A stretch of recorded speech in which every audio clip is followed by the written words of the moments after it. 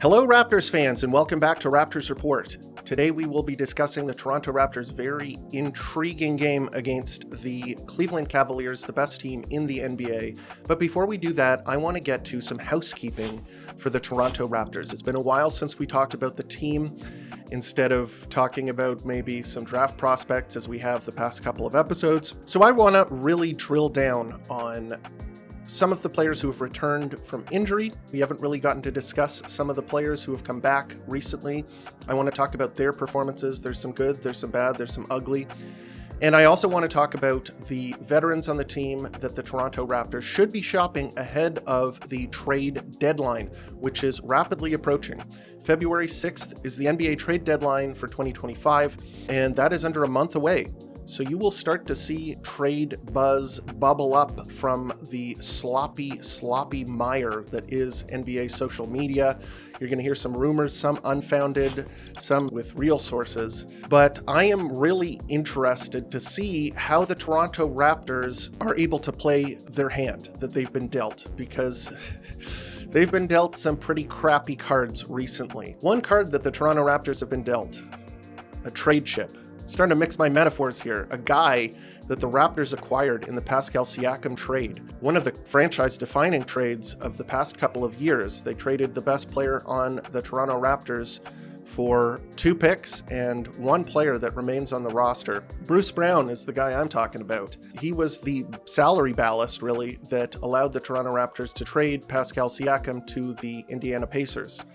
And Bruce Brown did not have a good season last year, and then in the offseason, right before training camp, he got knee surgery. Wow, great timing. And that was after the Toronto Raptors picked up his option, meaning that they are carrying his salary into this season. Pretty large salary, in fact, $23 million. It's expiring at the end of this season. I thought that the Toronto Raptors were interested in dealing him.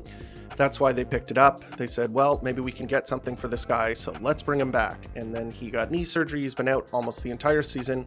And he finally made his return 5 games ago and had a good return to action with 12 points. Hooray. Everybody was really excited. Oh, he's back. It was all the knee injury, and he's ready to be a contributor again, an elite role player. And since that point, the 4 games after that, he has really stunk up the joint and was a healthy scratch against the Cleveland Cavaliers, where they rested him. It was a back-to-back, and it was for knee maintenance issues.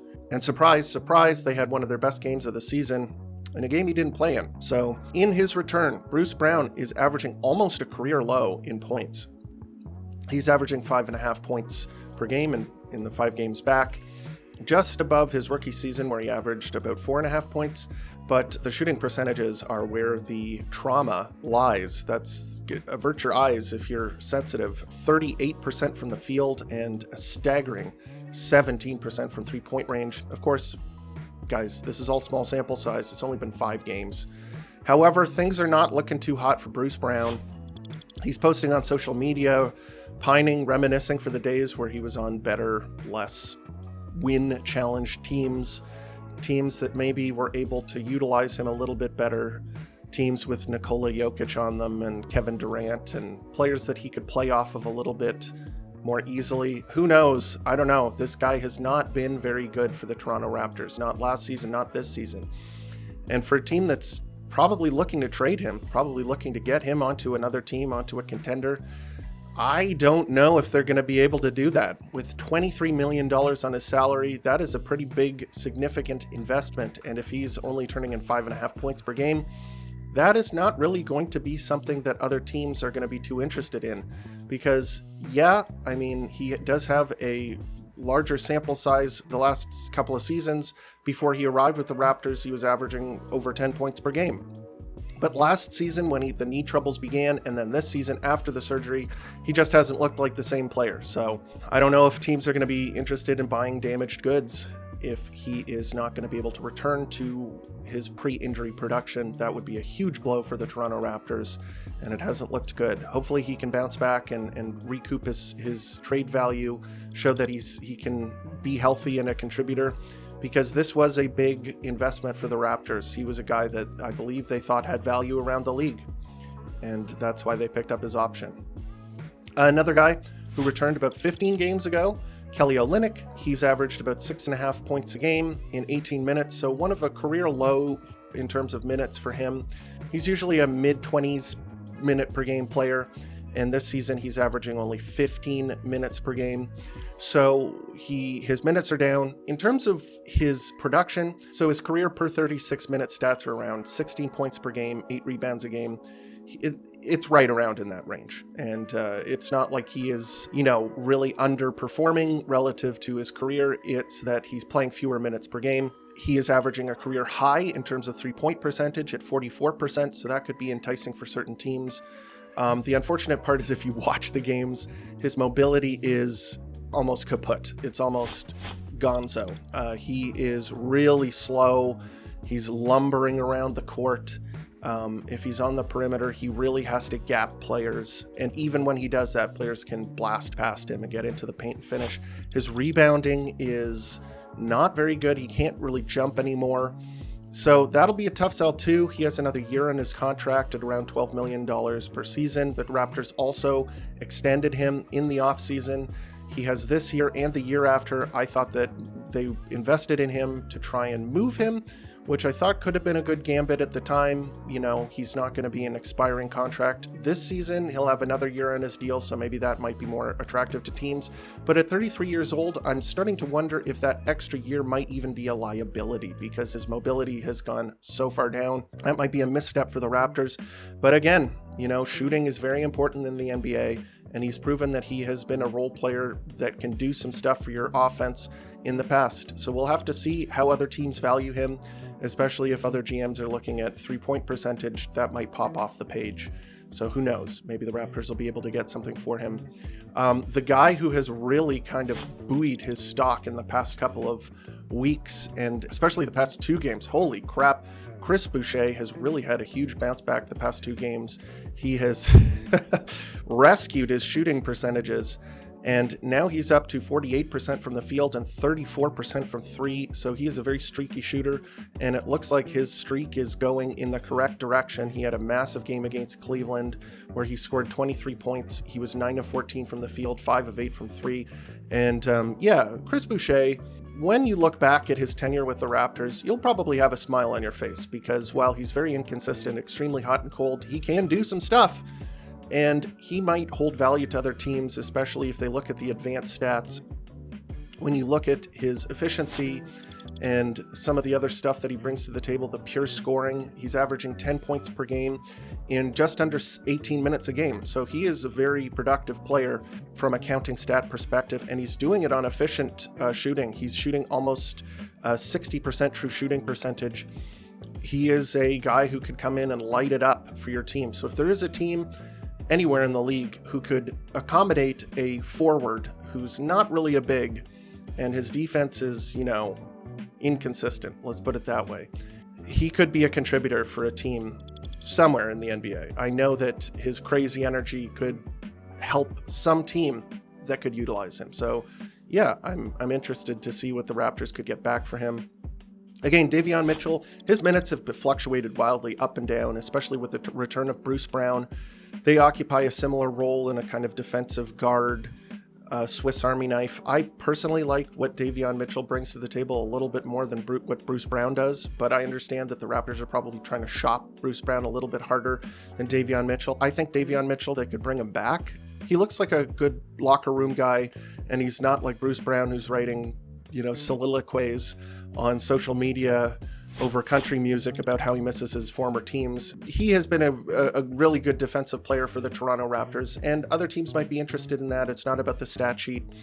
And when he gets on the floor, he always tries to bring his A game. So, if they trade him, great. If they want to extend him, he'll be a restricted free agent, so they could do that. I'd understand if they want to bring him back.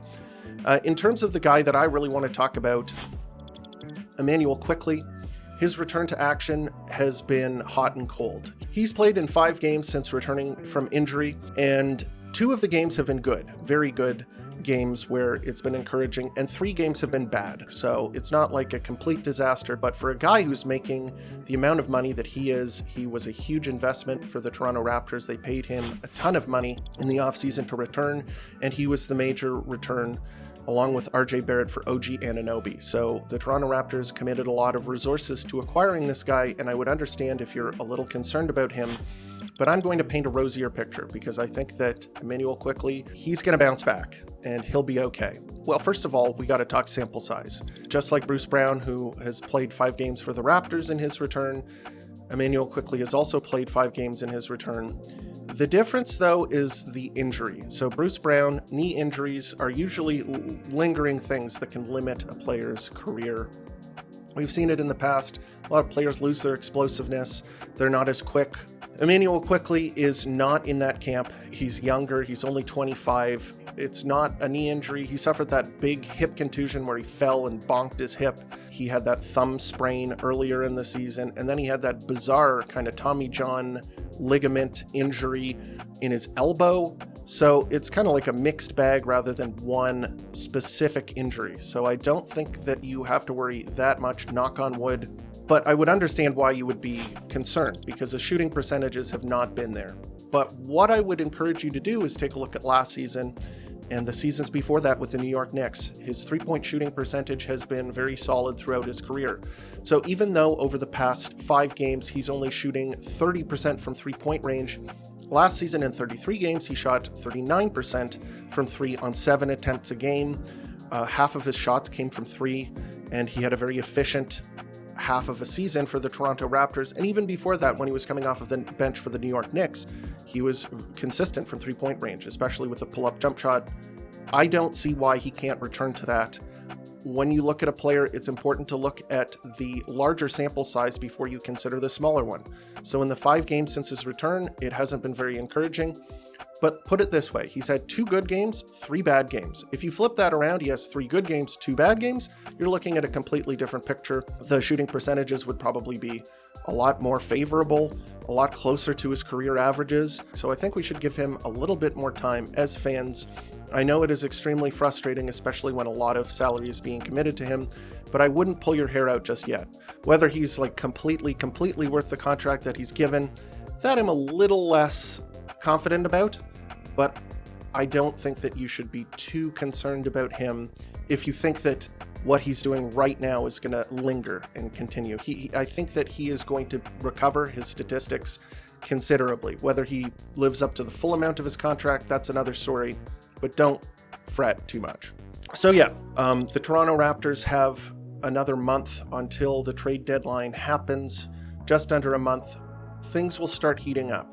Teams are going to be looking for upgrades. Teams are going to be looking at players, perhaps Bruce Brown, perhaps Kelly Olynyk, and say, well, this team is bad. We've seen what he can do in a different role, and perhaps they'll have some interest there, although I would not expect big returns. People were hoping that Bruce Brown could fetch a first-round pick. That, I think, is completely out the window unless he has like an amazing return to form. So that is where the Raptors are in terms of the returns to injury and the veterans that they might be looking to trade.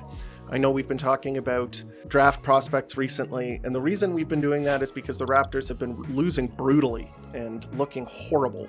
And last night was not one of those games.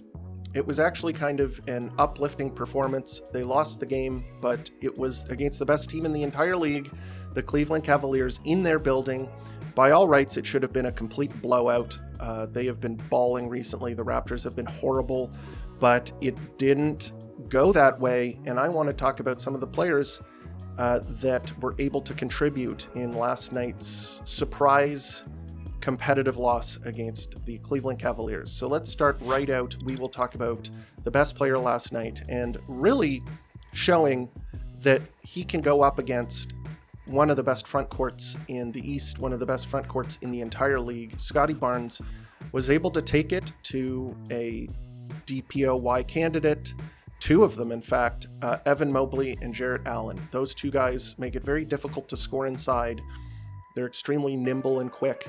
They can block shots. They can cut off penetration to the basket. They can move their feet. They can really do everything. But against those 2 players, Scottie Barnes had a pretty fantastic performance. Let's read off the stat sheet. 24 points on 20 shots. He was efficient. He only took 2 threes. He missed both of them, but he had it going inside. He didn't need to shoot the 3. He was 2 of 4 from the line. 10 rebounds, 8 assists, 3 steals, 3 turnovers. I thought he just had a fantastic game on both ends of the court. His mid-range approach gives him a tool that he can use against shot blockers. One of the biggest issues that Scottie has had in the past has been his duality. He was trying to be a Morey ball player, and Morey ball, for those of you who don't know, is shooting threes and making layups, or going to the free throw line. And Scottie Barnes' three-point shot is on and off. It's hot and cold. He's not a consistent three-point shooter. And while he is good in the paint and he can make layups, one of the issues has been getting there. His handle is not as tight as I think he wants it to be. His explosiveness, I think, has been hampered a little bit by his injury, but also he is not elite in terms of his explosiveness, in terms of his first step. He's not in that rarefied air for forwards where he can blow past his man on the perimeter. So he's required something of an in-between game for a long time, and he's finally developed it. This post game that he's developed in the mid-post has really helped him score the ball. And one of the things that he has been able to do over the past few months now has refined that mid-post game. And it's required him to play a little bit less like a point guard, a little bit more like a big or a power forward, where he has now a signature move. The turnaround midi, the turnaround mid-range jump shot, where he can shoot over his defender. He got it up against Evan Mobley, one of the best defenders in the league. No problem. He was shooting over him. And then he has a counter move. He has a nice drop step move where he can get into the paint past his defender. His sweeping hook that he had last night, where he cleared out Evan Mobley with his shoulder. Mobley couldn't get to the shot, and he was able to sweep and lay it in. I think that he was showing a lot of different and encouraging moves in the post against a very good defender. He had a great game, and then the 8 assists. He was bringing it and passing the ball, showing the whole gamut of his skill set. One of the biggest things that he was able to do to set the tone of the game was the transition passes, where he would secure a rebound or even catch the ball on an inbounds and then send it down the court to a streaking player who was able to make a layup. That's how he got a couple of his assists. He was looking great. He was helping to run the show. I thought he was easily the Toronto Raptors' best player. We'll mention the defense as well, not just the 3 steals. He was guarding Jared Allen in the post. He was coming over and providing help on drives. He was playing like a big, okay? And I know this has been the huge debate. Scottie is a point guard, no, he's a big. And in my mind has changed back and forth, because I've seen progress as a guard, and then he hit a roadblock, and I think the scouting report helped defenders guard him out there, and now he's gone back to playing like a big again, so it's like we're getting really mixed messages here. But since he's started to play like a big again, we're seeing that he can play the small ball big role, especially protecting the basket. I think that's a really big asset for him as a player. And he comes over and he adds the rim deterrence, and then he can grab rebounds too. He got 8 defensive rebounds last night against a really good rebounding front court. Jared Allen, man, he is a good rebounder. He can grab offensive rebounds like nothing else, but maybe that's not necessarily on Scottie. I mean, Jakob Poeltl, he got burned for a couple of offensive rebounds too. And Jared Allen is just a really, really talented offensive rebounder. So let's not cap Scottie Barnes' potential as a big here. I think he did a really good job playing as a big. Maybe that's an encouraging thing, depending on your point of view. Next up, we'll talk RJ Barrett. RJ Barrett had a good game. 20 points on 15 shots, 2 of 6 from 3. 2 of 3 from the line, 5 rebounds, 5 assists, 2 steals. Unfortunately, 4 turnovers, and some of them were just kind of like boneheaded.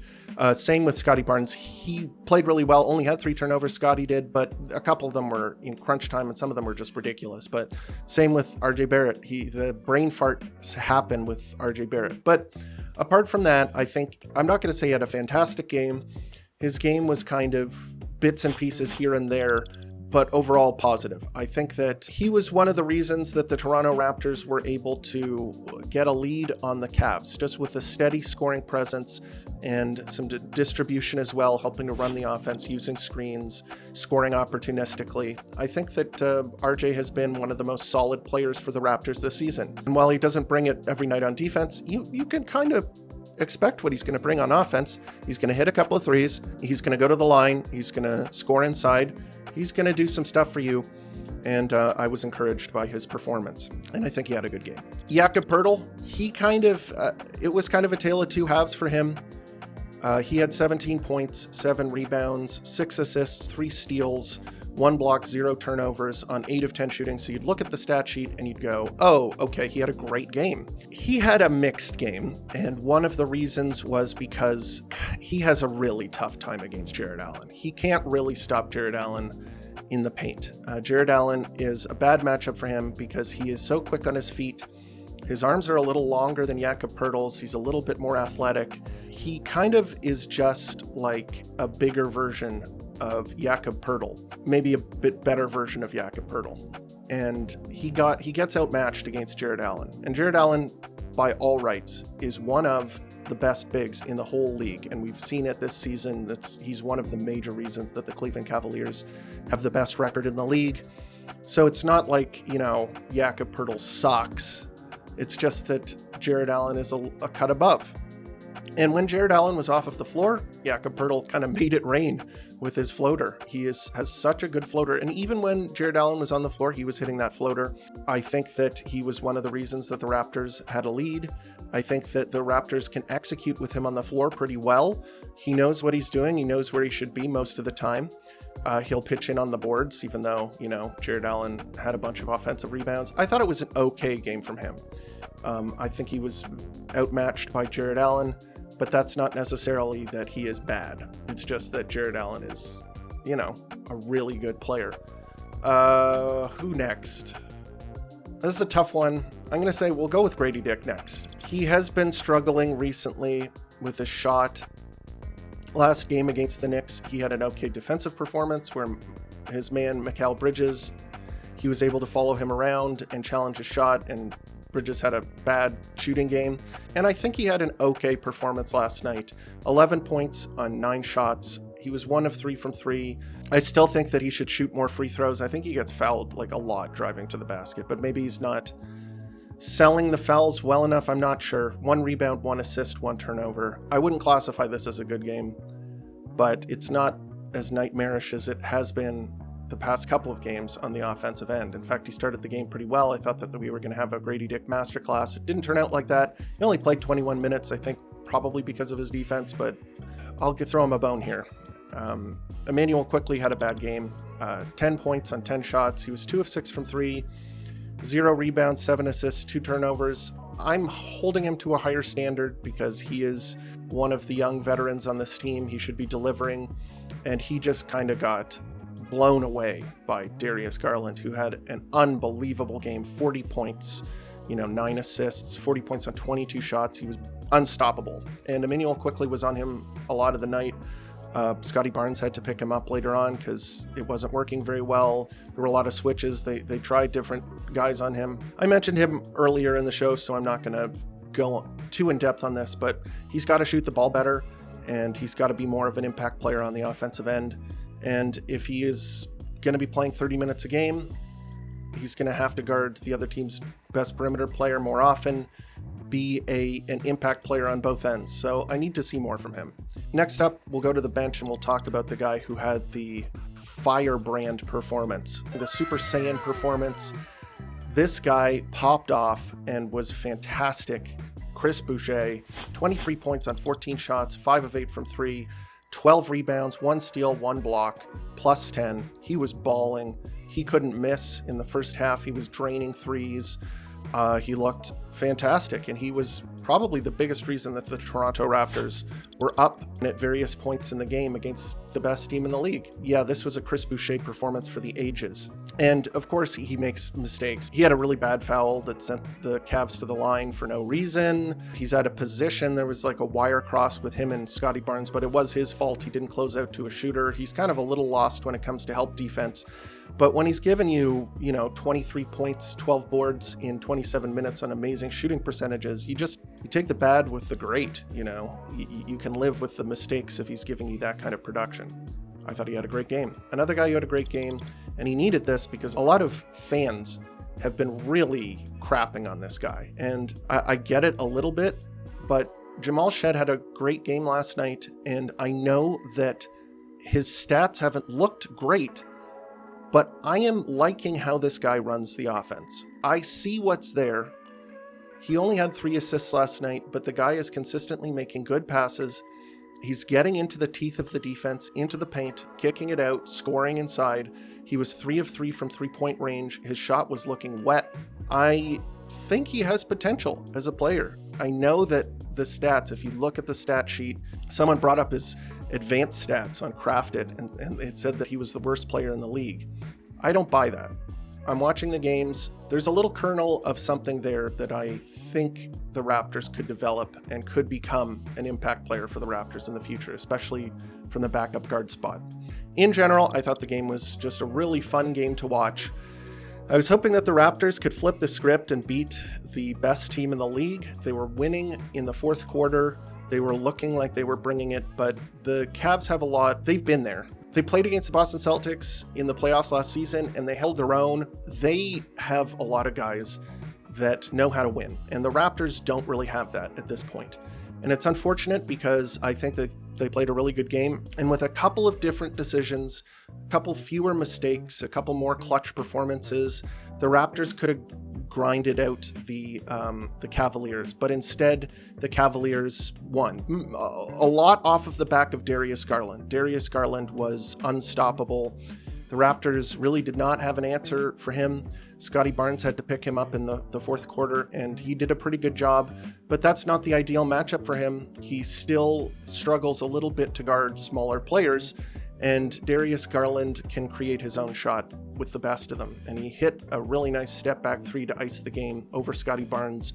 And it's not really Scotty Barnes' fault. I mean, he contested the shot. He played him for the drive, which you have to, and he closed out and got a decent contest, and Darius Garland hit it anyway.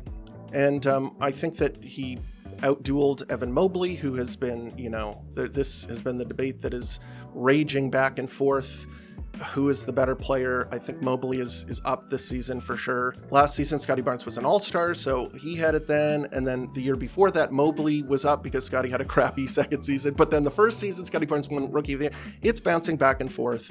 But yeah, I think that Evan Mobley has the edge right now in terms of the who's better prospect. But Scotty Barnes has been really good recently. And I think he outplayed Mobley last night. I think that he was, things are trending in the right direction for him, which is kind of a relief because it's kind of the opposite for everybody else. Everybody else seems to be falling off. It's a long season, 82 games, things ebb and flow, and this was an entertaining game. So I didn't mind watching it. I hoped that they could win, but it wasn't in the cards. Next up, the Toronto Raptors face the Detroit Pistons. And I have something to say. I have a prior commitment on the day that I would be creating the video for that game. So on Sunday, if you're like rubbing your hands together, can't wait until the Raptors report drops for that game, I have some bad news. You won't be getting it. Yeah, I have a prior commitment, but I want to let you guys know in advance. I think they could win that game. It will be in Detroit. Detroit is playing well this season. Cade Cunningham, talking about guys who are kind of jostling for the best of the draft class. Cade Cunningham has roared back into the conversation. He is having probably the best season of anyone in that draft class this season. He's averaging 24 points per game, 9 assists, 6.5 rebounds on 45% from the field and 38% from three. So the guy is just balling. And the Pistons are 500. And we saw it this season. The Pistons have beaten the Raptors a couple of times this season. They have a bunch of good role players, a young team that's starting to put it all together. So it should be interesting to see how the Raptors can compete against them. I think it's winnable. After last night, maybe they have a bit more wind in their sails. Maybe they're feeling a bit better about themselves. But yeah, that's the episode. What do you think? Are the Toronto Raptors going to get anything of value for their veterans? What do you think about Immanuel Quickley? Is he going to bounce back? Do you think his contract, it's way, way, way too much? Do you think it's a slight overpay? Do you think he's going to live up to it? Let me know here in the comments, and also on Twitter and Blue Sky, where you can reach me at Raps Report. Love talking to Raptors fans. We're the best. And if you haven't already, please leave a like and subscribe. It always helps the channel. And as always, thank you for tuning in to Raptors Report, your source for in-depth Raptors content.